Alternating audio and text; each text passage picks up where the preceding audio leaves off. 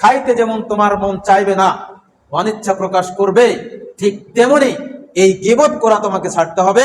এই গীবত করাও অনুরূপ ভাবে তোমাকে অনিচ্ছা প্রকাশ করতে হবে।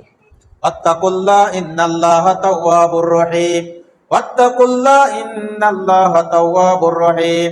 তোমরা আল্লাহ রাব্বুল আলামিনকে ভয় করো এবং তার নিকট ইস্তিগফার করো, তিনি ক্ষমাশীল পরম দয়ালু। তাহলে ইসলাম প্রত্যেকটা ব্যক্তির ইজ্জত রক্ষার্থে নিরাপত্তা দান করেছেন। ইজ্জত রক্ষার্থে মুসলিম অমুসলিম সকলকেই নিরাপত্তা দিয়েছে। তাহলে আপনি আমি মুসলিম হয়ে কেন অন্য মানুষের গীবত গাবো, পরনিন্দা করব? এক দল হয়ে আর এক দলের কেন পরনিন্দা করব? যেইটা আপনি আমি জানি না সেই কথা বলার চাইতে নিরাপদে বসে থাকা ভালো। ইসলাম এ অনুমোদন দিয়েছেন।